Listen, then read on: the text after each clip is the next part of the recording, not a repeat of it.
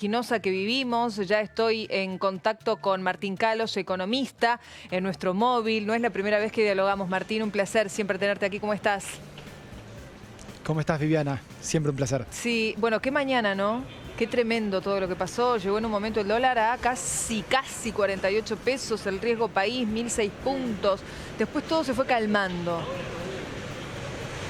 Sí, efectivamente, digamos que estamos en días, ayer, hoy, agitados, con mucho vaivén, mucha fluctuación, que tiene que ver por un lado con que el Banco Central no puede intervenir en el precio del dólar, que indicabas que estuvo subiendo, con un mundo que está efectivamente dejando mal parado a todos los mercados emergentes y que en Argentina nos golpea el doble, el triple, el cuádruple, ¿no?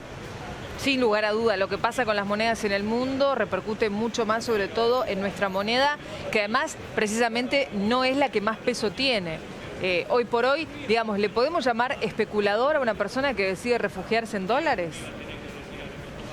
No, a ver, es una actitud racional. Siempre que uno crea, uno o una, ¿no? Crea que el precio del dólar va a subir, es lógico anticiparse a esa suba y comprar. Y eso es lo que están haciendo.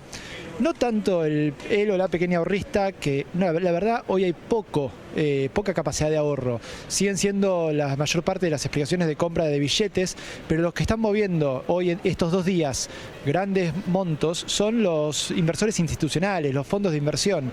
Ahí están los que están cubriéndose, ¿sí?, de la posibilidad de que el dólar suba mañana, y entonces al comprar dólares hoy para cubrirse generan que el dólar suba hoy, ¿no? Claro, claro. Ahora, lo charlaba también con uno de mis compañeros más temprano. El Banco Central no puede intervenir por esta bendita línea de flotación hasta que el dólar no llegue a los 51,40. Digo, ¿no existe para vos, según tu criterio y tu visión, ningún tipo de posibilidad que el Banco Central decida ante este panorama intervenir antes?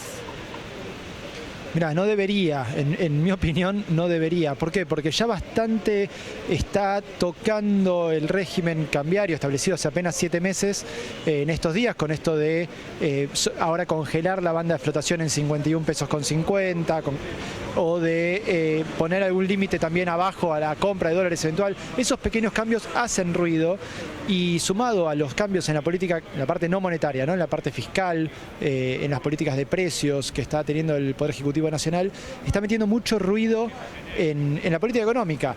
Y la verdad que hacer más cambios implicaría generar más incertidumbre y más dudas respecto de esta política económica que va a los tumbos y que no logra dar ningún tipo de respuesta a la crisis que estamos viviendo desde hace ya un año, ¿no? Hoy nos preguntábamos también qué posibilidad hay, Martín, de que esto impacte directamente en los productos esenciales que anunció el gobierno, estos 64 productos de la canasta básica, que a través de un pacto de caballeros con diferentes empresarios, el presidente dijo durante 6 meses van a quedar congelados. Incluso nosotros hablábamos con Martín Cabrales la semana pasada y le preguntábamos, pero y en caso de que el dólar aumente, ustedes, digamos, ¿qué respaldo tienen? ¿Se pueden ver afectados los valores de estos productos?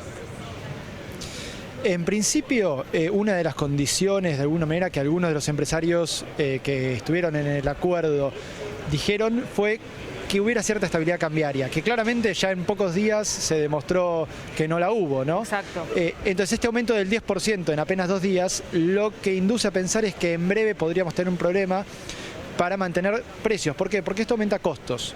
Es cierto que no todos los productos que están en esta canasta de precios esenciales o que ya estaban en precios cuidados están tan afectados por unos costos en dólares, pero una parte sí, y algunos en una parte importante de sus costos. Entonces, a ese empresario, a esa empresa en definitiva, que ya no le es negocio, porque al aumentarle los costos, ya no le es negocio venderlo al precio que se acordó con el gobierno.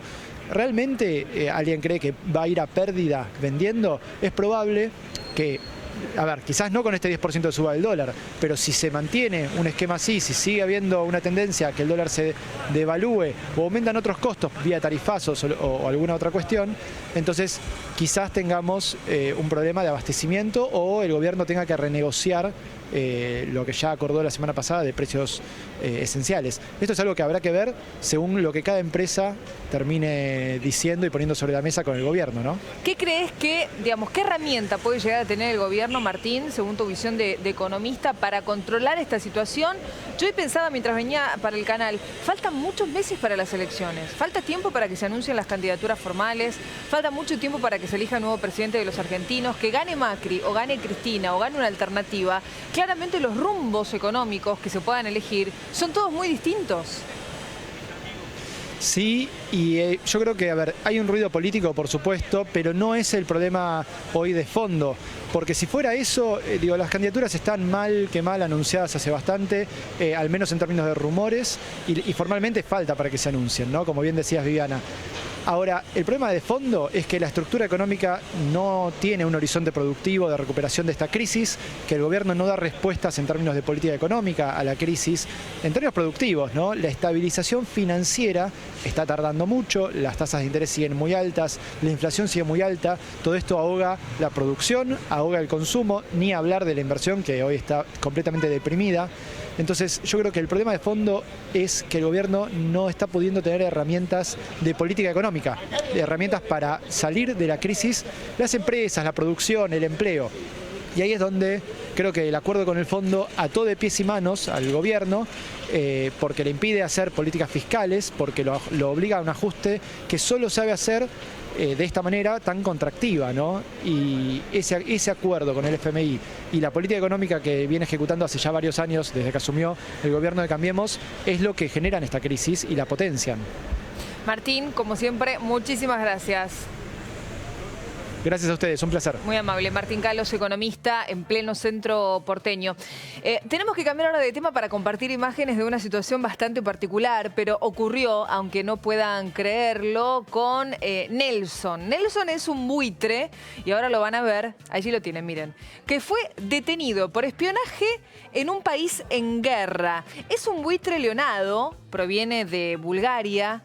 Nelson entró en Yemen, un país desgarrado por la